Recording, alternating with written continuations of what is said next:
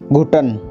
सुबी ने 5 महीने की अपनी बेटी सिया को गोद में लेकर खूब प्यार दुलार किया।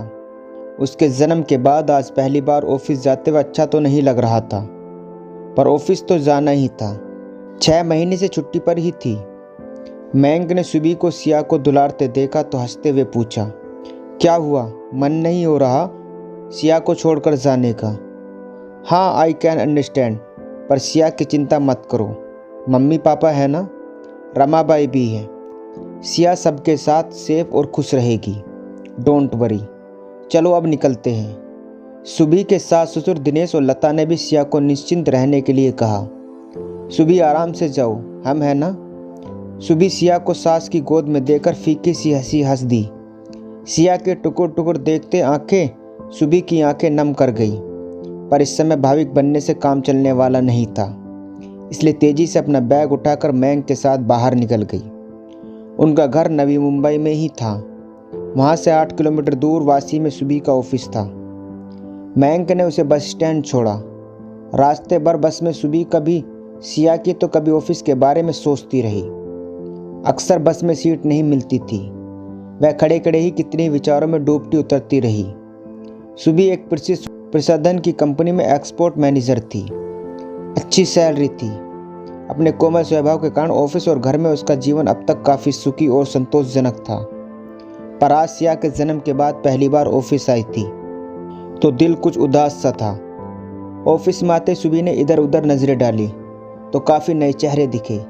पुराने लोगों ने उसे बधाई दी, फिर सब अपने अपने काम में लग गए। सुबी जिस पद पर थी उस पर काफ़ी जिम्मेदारियां रहती थी। हर प्रोडक्ट को अब तक वही अप्रूव करती थी। सुबी की बॉस शिल्पा उसकी लगन मेहनत से इतनी खुश संतुष्ट रहती थी कि वे अपने भी आधे काम उसे सौंप देती थी, जिन्हें काम की शौकीन सुबी कभी करने से मना नहीं करती थी। शिल्पी कई बार कहती थी, सुबी तुम ना हो तो मैं अकेला इतना काम कर ही नहीं पाऊंगी। मैं तो तुम्हारे ऊपर हर काम छोड़कर निश्चिंत हो जाती हूँ। सुबी को अपनी काबिलियत पर गर्व सा हो उठता। नकचड़ी बॉस से तारीफ सुनकर मन खुश हो जाता था। सुबी उसके वो काम भी निपटाती रहती थी जिनसे उसका लेना देना भी नहीं होता था। ऑफिस पहुंचते ही सुबी ने अपने अंदर पहली सी ऊर्जा महसूस की। अपने कार्यस्थल पर लौटते ही कर्तव्य की भावना से उत्साहित होकर काम में लग गई। शिल्पी से मिल औपचारिक बातों के बाद उसने अपना काम देखना शुरू कर दिया। 1 महीने बाद ही कोई नया प्रोडक्ट लॉन्च होने वाला था। सुबह उसके बारे में डिटेल्स लेने के लिए शिल्पा के पास गई तो उसने सपाट शब्दों में कहा, सुबह एक नई लड़की आई है रोमा, उसे ये असाइनमेंट दे दिया है। अरे क्यों, मैं करती हूँ ना। अब नहीं, तुम रहने दो, उसके लिए तो देर तक काम रहेगा। तुम्हें तो अब घर भागने की जल्दी रहा करेगी। नहीं, ऐसा नहीं है, काम करूँगी ही ना। नहीं, तुम रहने दो। सुबह के अंदर कुछ टूट सा गया। सोचने लगी कि वह तो हर प्रोडक्ट के साथ रात दिन एक करती रही, अब क्यों नहीं संभाल पाएगी यह काम। सिया के लिए घर टाइम पर पहुंचेगी, पर काम भी तो उसकी मानसिक संतुष्टि के लिए मायने रखता है। पर वह कुछ ना बोली, मन कुछ उचाट सी रहा। सुबह ने उधर उधर नजरें दौड़ाई। अचानक कपिल का ध्यान आया कि कहाँ है, सुबह से दिखाई नहीं दिया। उसे याद करते सुबह को मन ही मन हंसी आ गई। दिल फेंक कपिल हर समय उससे फ्लर्टिंग करता था। सुबह को भी इसमें मज़ा आता था।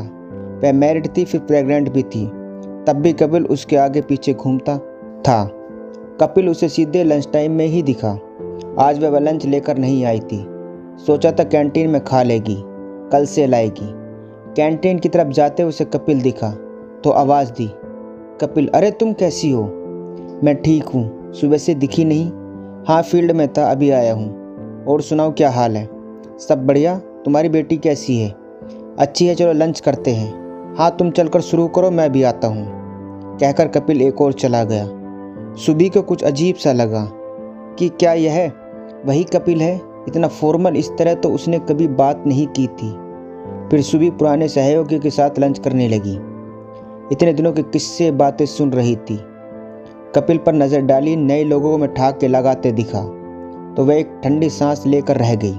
सास से फ़ोन पर सिया के हालचाल लेकर वह फिर अपने काम में लग गई। शाम 6 बजे सुबह ऑफिस से बस स्टैंड चल पड़ी। पहले तो शायद ही वह कभी 6 बजे निकली हो। काम ही ख़त्म नहीं होता था। आज कुछ काम भी खास नहीं था। वह रास्ते भर बहुत सारी बातें पर मन करती रही। आज इतने महीने बाद ऑफिस आई, मन क्यों नहीं लगा। शायद पहली बार सिया को छोड़कर आने के कारण या ऑफिस में कुछ अलग अलग महसूस करने के कारण। आज याद आ रहा था कि वह पहले कपिल के साथ फ्लर्टिंग खूब इंजॉय करती थी, बढ़िया टाइम पास होता था। उसे तो लग रहा था कपिल उसे इतने दिनों बाद देखेगा तो खूब बातें करेगा, खूब डायलॉग बाजी करेगा, उसे काम ही नहीं करने देगा। इन 6 महीने की छुट्टियों में कपिल ने शुरू में तो उसे फ़ोन किए थे, पर बाद में वह उसके हाय हेलो के मैसेज के जवाब भी देर करने लगा था। फिर वह भी सिया में व्यस्त हो गई थी। नए प्रोडक्ट में उसे काफ़ी रुचि थी, पर अब वह क्या कर सकती थी। सेल्फी से तो उसे उलझना बेकार था। घर पहुँच कर देखा सिया को संभालने में सास और ससुर की हालत ख़राब थी। वह भी पहली बार माँ से पूरे दिन दूर रही थी। सुबी ने जैसे ही सिया से कहा सिया सुबी की ओर लपकी तो वह बस अभी आई कह जल्दी जल्दी हाथ मुंह धो सिया को कलेजे से लगा लिया। अपने बेडरूम में आकर सिया चिपकाए ही बेड पर लेट गई। न जाने क्यों आंखों की कोरी से नमी बह चली। कैसा रहा दिन? सास कमरे में आई तो सुबी ने पूछा। सिया ने ज़्यादा परेशान तो नहीं किया, थोड़ी बहुत रोती रही। धीरे धीरे आदत पड़ जाएगी उसे भी, तुम्हें भी और हमें भी। तुम्हारा ऑफिस जाना भी तो ज़रूरी है। अब तक मैंक भी आ गया था। रमाबाई रोज़ की तरह डिनर बनाकर चली गई थी। खाना सबने साथ ही खाया। सिया ने फिर भी सुबी को 1 मिनट के लिए भी नहीं छोड़ा। मैंक ने पूछा, सुबी आज बहुत दिनों बाद गई थी, दिन कैसा रहा? काफ़ी बदला माहौल दिखा, काफ़ी नए लोग आए हैं। पता नहीं क्यों मन नहीं लगा आज। हाँ सिया में ध्यान रहा होगा। खैर धीरे धीरे आदत पड़ जाएगी। अगले 10-15 दिनों में ऑफिस में जो भी बदलाव सुबी ने महसूस किए उनसे उसका मानसिक तनाव बढ़ने लगा। शिल्पा 35 साल की चिड़चिड़ी महिला थी। उसका पति बेंगलुरु में रहता था, मुंबई में अकेली रहती थी। उसे घर जाने की कोई जल्दी नहीं होती। 15 दिन महीने में वीकेंड पर उसका पति आता रहता था। उसकी आदत थी शाम 7 बजे के आसपास मीटिंग रखने की। अचानक 6 बजे उसे याद आता था कि सबसे ज़रूरी बातें डिस्कस करनी है। सुबी को अपने काम से बेहद प्यार था। वह कभी देर होने पर भी शिकायत नहीं करती थी। मध्य वर्गीय परिवार में पली बड़ी सुबी ने यहाँ पहुँचने तक बड़ी मेहनत की थी। 6 बजे के आसपास जब सुबी ने अपनी नई सहयोगी अहमिया से पूछा कि घर चलें तो उसने कहा, मीटिंग है ना अभी सुबी चौकी। मीटिंग कौन सी? मुझे तो पता ही नहीं। शिल्पी ने बुलाया है ना। उसे खुद तो घर जाने की जल्दी होती नहीं, पर दूसरों के तो परिवार हैं। पर उसे कहाँ इस बात से मतलब है? सुबह हैरान सी हाँ हूँ करती रही। फिर जब उससे रहा नहीं गया तो शिल्पी के पास जा पहुँची। बोली, मैम मुझे तो मीटिंग के बारे में पता ही नहीं था। क्या डिस्कस करना है? कुछ तैयारियाँ कर लूँ? नहीं तुम रहने दो, एक नए असाइनमेंट पर काम करना है। मैं रुकूँ? नहीं तुम जाओ, कहकर शिल्पी लैपटॉप पर व्यस्त हो गई। सुबी अपमानित सी घर लौट आई। उसका मूड बहुत ख़राब था। डिनर करते हुए उसने अपने मन का दुख सबसे बांटना चाहा। बोली, मैंग पता है जब से ऑफिस दोबारा ज्वाइन किया है अच्छा नहीं लग रहा है। लेट मीटिंग में मेरे रहने की अब कोई ज़रूरत ही नहीं होती। कहाँ पहले मेरे बिना शिल्पी मीटिंग रखती ही नहीं थी। मुझे कोई नया असाइनमेंट दिया ही नहीं जा रहा है। फिर थोड़ी देर रुककर कपिल का नाम लिए बिना सुबी ने आगे कहा, जो मेरे आगे पीछे घूमते थे वो अब बहुत फॉर्मल हो गए हैं। मन ही नहीं लग रहा है। सिया के जन्म के बाद मैंने जैसे ऑफिस जाकर कोई गलती कर दी हो। आजकल ऑफिस में दम घुटता है मेरा।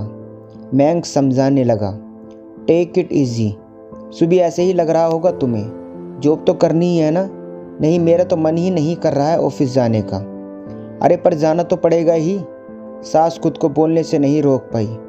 बोली, बेटा घर के इतने खर्चे हैं, दोनों कमाते हैं तो अच्छी तरह चल जाता है। हर आराम है, अकेले मैंग के ऊपर होगा तो दिक्कतें बढ़ जाएंगी।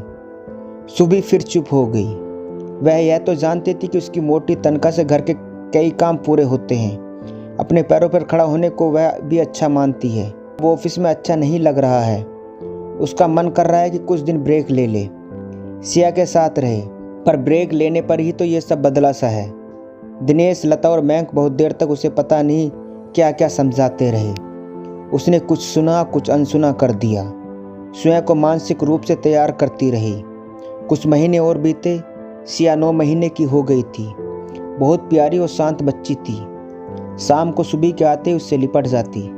फिर उसे नहीं छोड़ती, जैसे दिन भर की कमी पूरा करना चाहती हो। सुबी को ऑफिस में अपने काम से अब संतुष्ट नहीं थी। शिल्पा तब उसे जिम्मेदारी का कोई काम ही सौंप ही नहीं रही थी।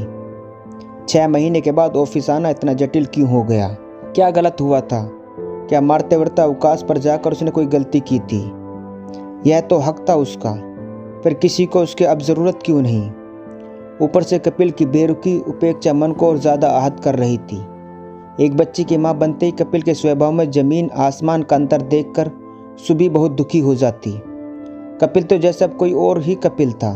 थोड़ी बहुत काम की बात होती तो पूरी औपचारिकता से करता और चला जाता। दिन भर उसके रोमांटिक डायलॉग, फ्लर्टिंग जैसे वह एंजॉय करती थी। कहाँ चली गई थी? कितना सूना उदास सा दिन ऑफिस में बीता कर वह कितनी थकी सी घर लौटने लगी थी। अपने पद अपनी योग्यता के अनुसार काम न मिलने पर वह रात दिन मानसिक तनाव का शिकार रहने लगी थी।